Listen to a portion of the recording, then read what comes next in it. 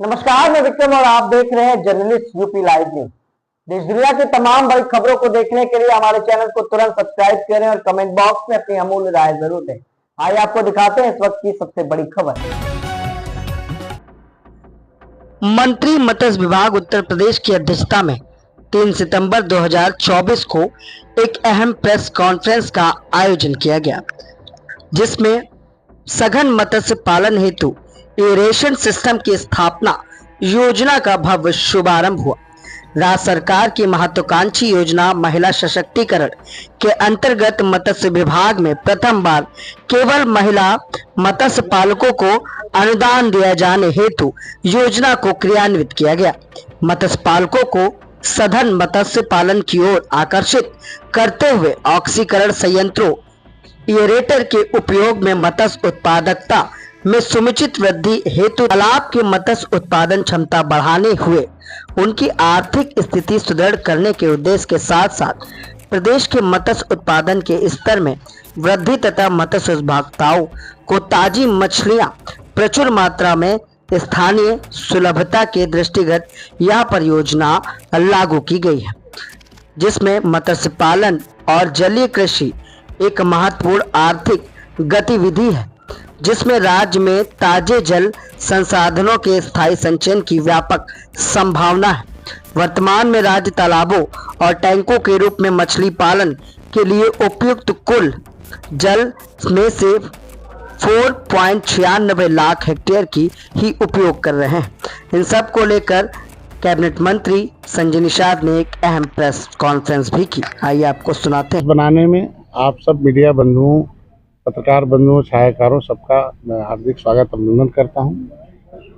आज हमारे प्रमुख रूप से अपने विभाग से संबंधित प्रेस कॉन्फ्रेंस है कि मैं जब 2.5 साल पहले जब मंत्रालय अलग हुआ और पहला मैं मंत्री बना उत्तर प्रदेश का, मैं सौभाग्यशाली था कि जिस समुदाय के लोग इस क्षेत्र में ज़्यादा काम करते हैं, मत्स्य क्षेत्र के अंदर जो मछुआरे हैं, उस समुदाय से मैं आता हूँ और उनके लिए बड़ी लड़ाई लड़ा। 2014 में जब मैं आया सामाजिक से राजनीतिक क्षेत्र में, तो केंद्र में जो है पहली बार मंत्रालय अलग हुआ। पहले कृषि मंत्रालय के अधीन था, विभाग से चलता था, लेकिन केंद्र में मत्स्य मंत्रालय अलग हुआ। पहली बार प्रधानमंत्री मत्स्य संपदा योजना के रूप में, पहली नीली क्रांति के रूप में आई, श्वेत क्रांति, हरित क्रांति, नीली क्रांति।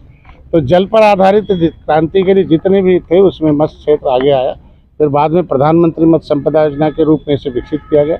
उत्तर प्रदेश में भी पहला मंत्रालय बना जब से मैं संघर्ष कर रहा। उसके बाद लोकतंत्र में 70 साल बाद और मंत्री पहला बनने का अवसर मिला।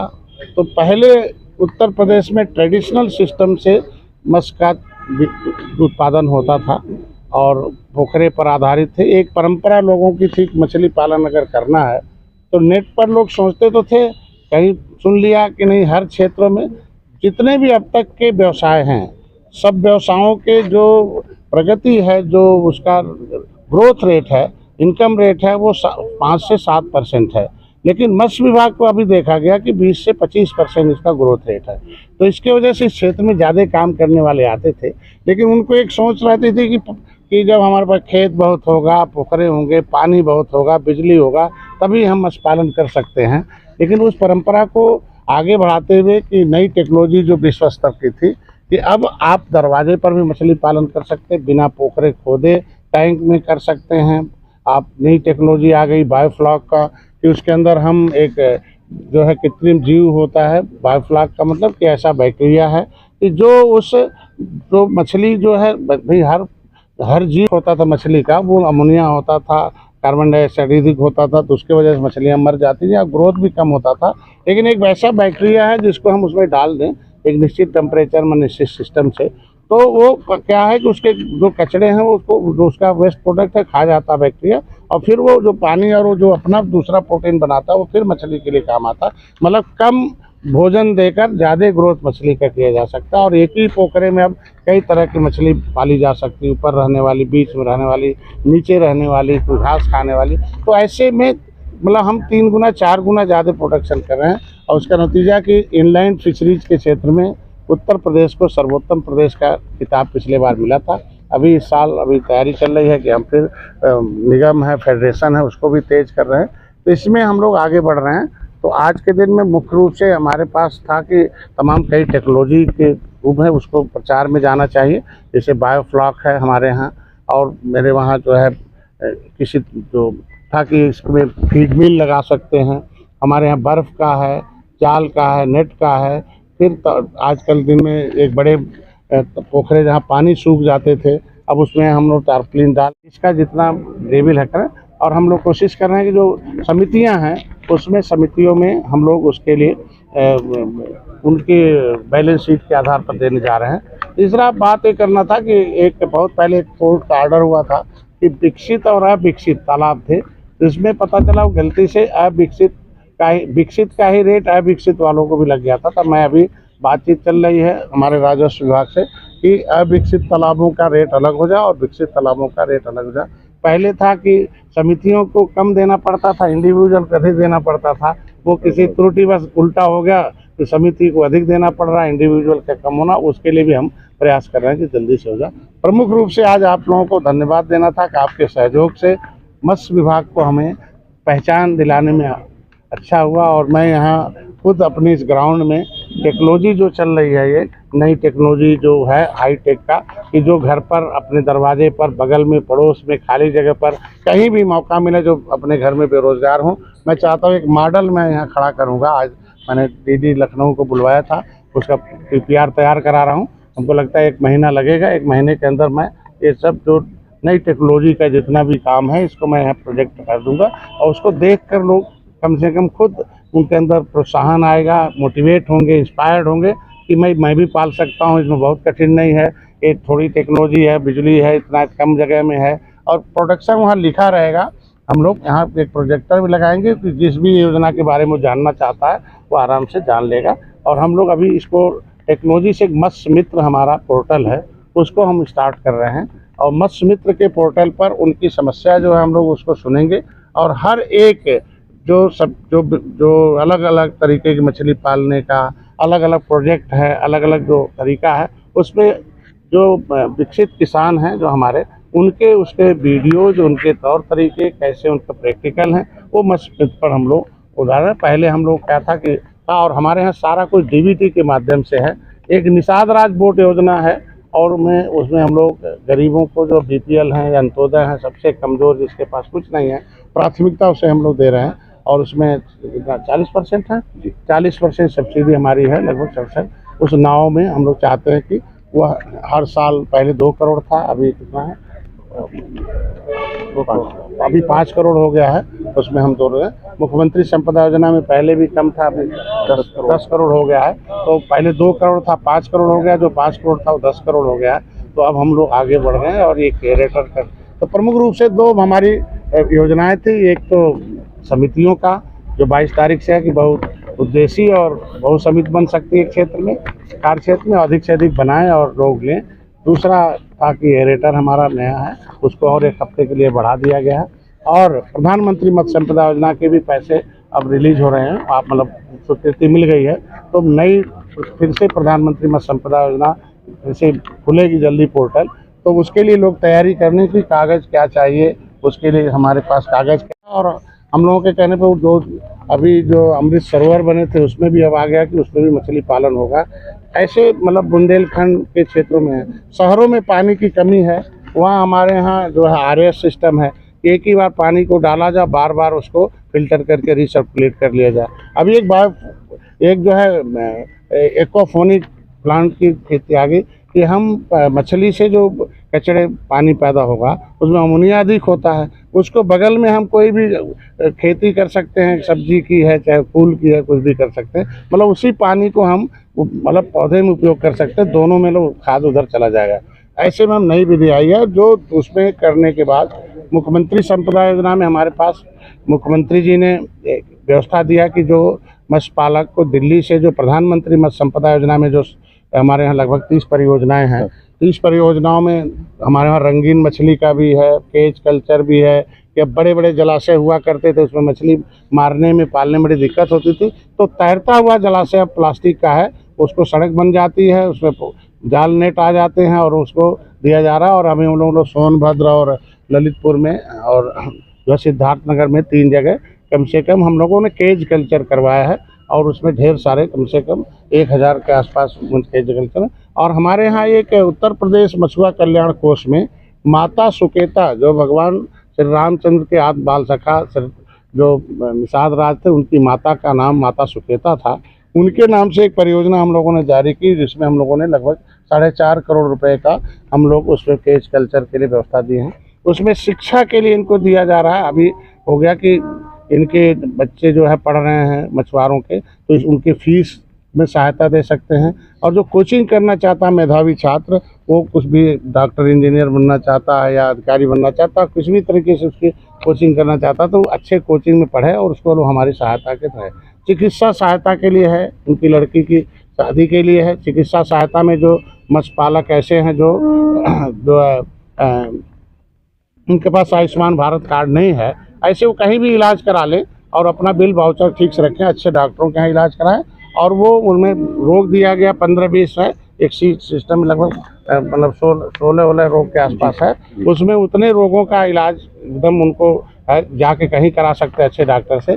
लेकिन इसके अलावा भी कोई नई गंभीर बीमारी है और भर्ती हो जाए, कोई ऐसा नहीं है कि उस प्रतिबंधित है कि उसी पैसा मिलेगा। कोई भी बीमारी हो जाए वो 7 दिन उसको भर्ती होना पड़ेगा। लेकिन उन बीमारियों में भर्ती होना नहीं, डॉक्टर के संपर्क में रहे तो भी काम चल जाएगा। ऐसे में उसको हम लोग बिल वाउचर के साथ उसे पेमेंट करते हैं मत्स्य पालक के क्षेत्र में। उनकी लड़कियों की शादी के लिए है, उनके इंफ्रास्ट्रक्चर के लिए है कि एक अभी पहले था पिछले साल, क्योंकि कम रेट था पहले पंचायती राज अधिनियम में, तो हम लोग नहीं बना पा रहे थे, तो उनके लिए अभी तैयारी चल रही है कि उनके लिए एक कम्युनिटी हॉल बनाया जाए। और फिर इनके लिए जो हमारे मछुआ कल्याण कोष के साथ साथ जिले में जिला मत्स्य विकास निधि है, जिला मत्स्य विकास निधि है, उसके कुछ ज़िले ऐसे हैं जहां टेंडर होते हैं नदियों के, उनके आधा पैसा ज़िले पर, मतलब आधे का आधा पैसा हमारे विभाग में होता और आधा में ग्राम समाज और जिला पंचायत के पास रहता। तो उन गांव में हम लोग एक डिजिटल लाइब्रेरी खोलने जा रहे हैं कि वहीं से बैठकर डिजिटल लाइब्रेरी से पढ़कर वो आगे बढ़ सकता है और व्यापार भी सीख सकता है। और वहाँ मत्स्य चेतना केंद्र भी खोलने का हम लोगों का प्रोसेस चल रहा है कि वहाँ से कैसे लोग इस व्यापार को ठीक ढंग से, वो पीपीटी होगा, प्रोजेक्टर होगा, जो का शिकार भी ठीक से कर सकते हैं, कानून भी जान सकते हैं, सहायता क्या है वो भी वहीं से जान सकते हैं, सब शासनादेश उनको कौन आड़ता होगा, कौन पात्र होगा, कौन अपात्र होगा, किस तरह से उसे मिलेगा, सारी जानकारी हम लोग चाहते हैं कि वहीं मत्स्य चेतना केंद्र पर हम लोग उनको दे दें। और उनके बच्चों के लिए कोई एक हाई टेक हम लोग चाहते हैं कि उनके लिए शिक्षा का जो हाई टेक्नोलॉजी है उसके हिसाब से उनको जोड़ा जाए और गाँव को जोड़ा जाए, तो उसके भी पैसे खर्च करके हम लोग काम करेंगे। आज प्रमुख रूप से 2 महत्वपूर्ण था कि बहुत पहले हमारे यहाँ एक हर जैसे गन्ना समिति है, हमारे यहाँ मत्स्यजीवी सहकारी समिति है, तो मत्स्यजीवी सहकारी समितियाँ उस समय के लिए बनी थी 1983 में। हमको लगता है कि राज्यपाल ने शासनादेश दिया था, 88 में उसमें इनकी सहायता के लिए डीडी का था। फिर एक नियम था कि समितियों को रजिस्टर्ड किया जाए और एक जल क्षेत्र में उनके लिए एक प्रतिबंध किया था कि इतना ही एरिया दिया जाए और इतने लोग कम से कम उसके जीविका अपना चला सकते थे। तो पता चला कि अभी उस समय के उस नियम के अनुसार पता चला एक समिति बन गई थी, वो समिति बन गई थी तो दूसरी समिति बन नहीं पा रही थी, या पता चला वो उदासीन थी या निष्क्रिय थी।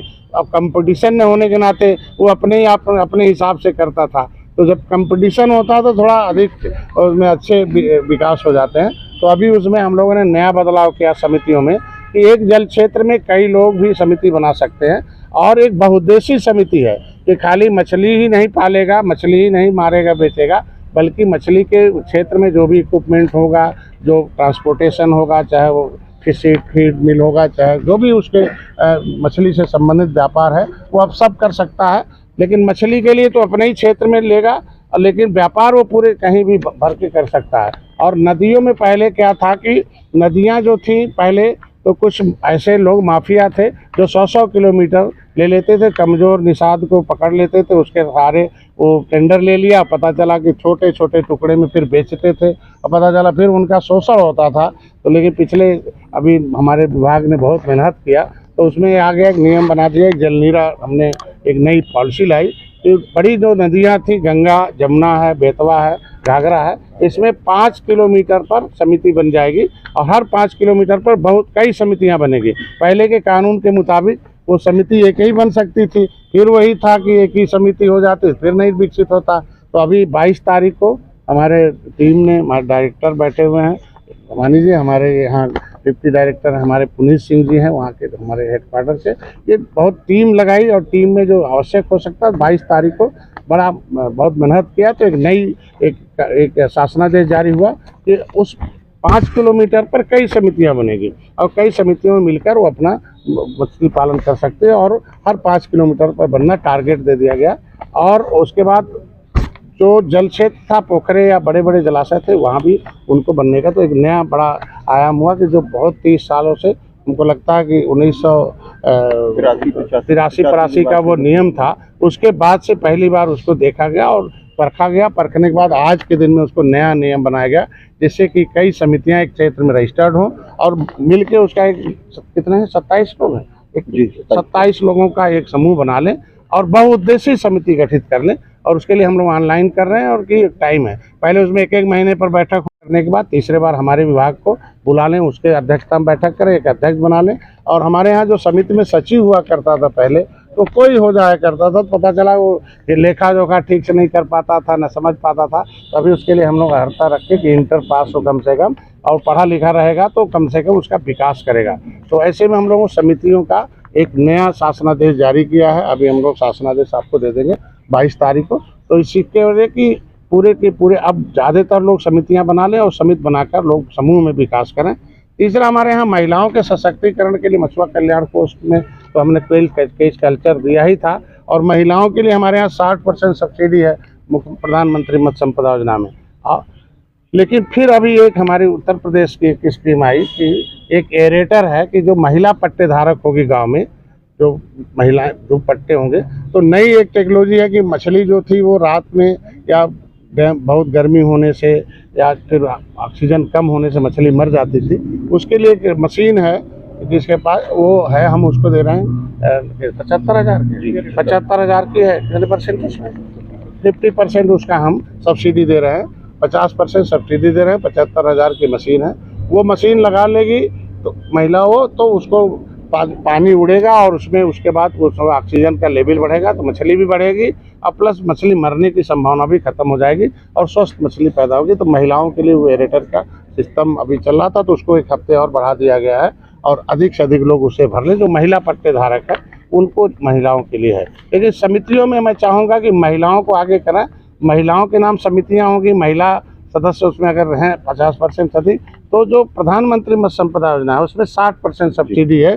तो मैं आपके माध्यम से सब लोग संदेश देना चाहता हूं देश में कि महिलाओं को आगे करें, अपनी खेती को खुद अपने घर में किसी को भी किराए दे सकते हैं, ऐसा कोई प्रतिबंध नहीं है, लेकिन महिलाओं को आगे करें, महिलाओं के नाम प्रोजेक्ट लें, 60% से सब्सिडी है। अभी हम लोग उसके लिए ट्रेनिंग शुरू करने जा रहे हैं और लोगों को हर एक जगह जिले में हमारे ट्रेंड अधिकारी हैं, उनके लिए शिक्षण प्रशिक्षण का शुरुआत हो रहा है कि जो हमारे पुराने प्रोजेक्ट चलाए हुए हैं।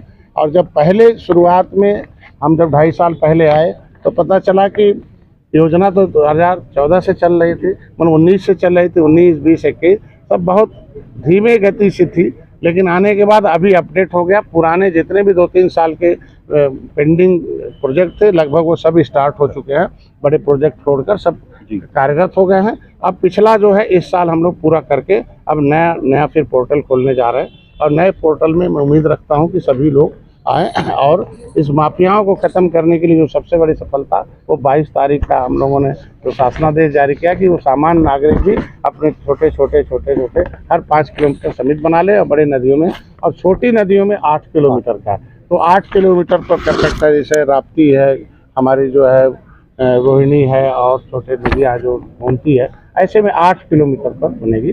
तो मुख्य रूप से 2 सिस्टम ये थे और दोनों सिस्टम के हिसाब से हम लोग, दूसरा जलाशय नीति में था, एक हम लोगों ने जल नीति बनाई है। इसमें पहले था कि हैसियत प्रमाण पत्र जो है हैसियत नहीं थी, तो पता चला कि कोई भी आके ले लेता था फिर छोड़ देता था, तो राजस्व का नुकसान होता था, पोखरे में कम, तो उसमें हैसियत लगा दिया गया। तो लोग अपने किसी भी तरीके से जो भी है उनके पास प्रॉपर्टी उसके सब पहले